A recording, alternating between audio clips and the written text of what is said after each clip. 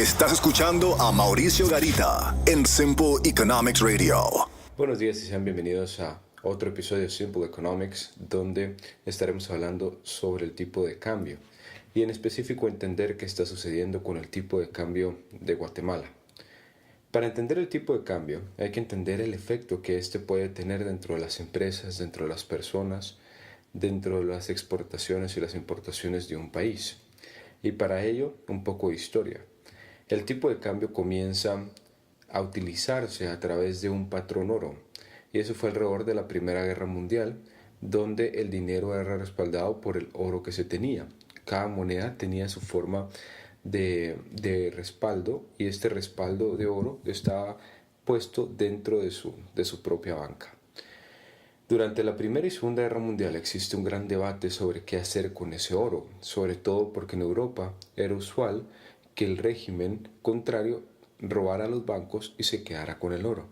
Y esto hacía que de cierta manera hubiera mucha volatilidad o mucho cambio dentro del tipo de cambio que se presentaba. Por lo cual, una de las soluciones fue Estados Unidos dijo, yo con mucho gusto puedo guardar el oro.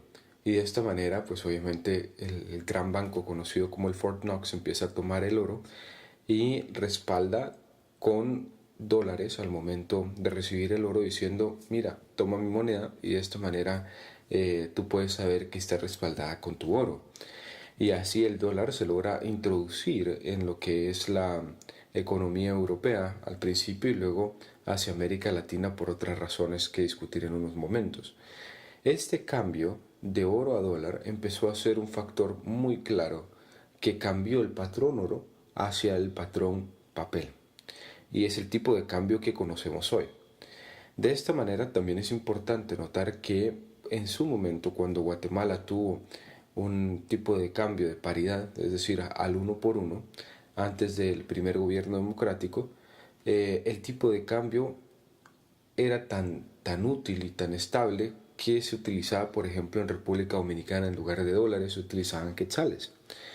Y es que hay tres principios fundamentales al momento de hablar de la aceptación de una moneda y que esta aceptación de una moneda lleve a crear tipos de cambio. Y la primera es que no se pueda corromper la moneda, lo cual demuestra por qué todos los billetes tienen una alta seguridad.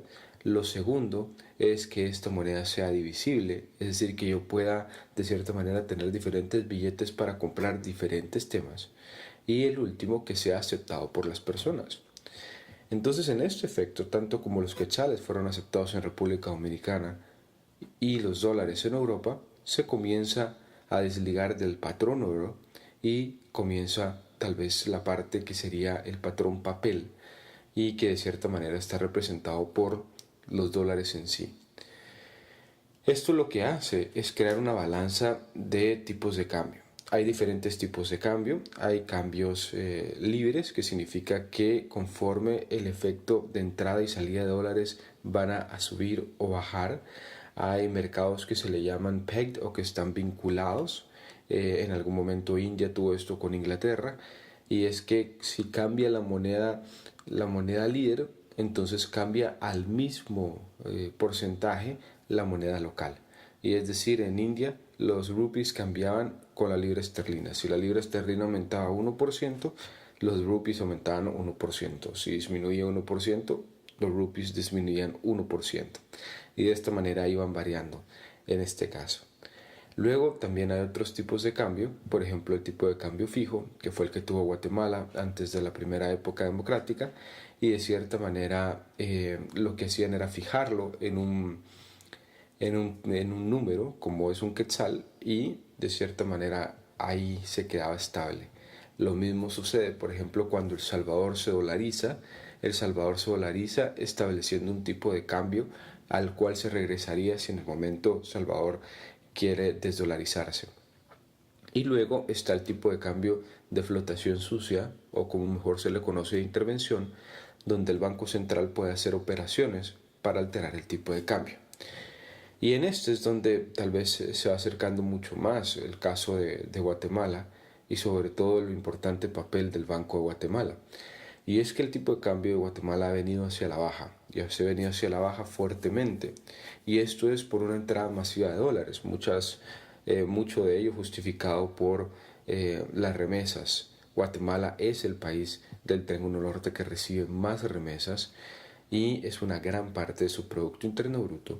Y a través de esta entrada de dólares, el tipo de cambio, como lo que intenta es hacer una balanza entre dólares y quetzales, cuando hay más dólares, el tipo de cambio comienza a disminuir, comienza a apreciarse, como se le menciona en economía, y ha pasado de 7.6 a 7.3. La pregunta detrás de ello es, ¿podría estar en una situación mucho más vulnerable o no? Y la respuesta es, de acuerdo a las reservas internacionales de Guatemala, sí. Es decir, hay una intervención del banco para que no caiga más el tipo de cambio y para que se mantenga en el tipo de cambio que se tiene hoy. Probablemente podría ser mucho más bajo de lo que en estos momentos se contempla.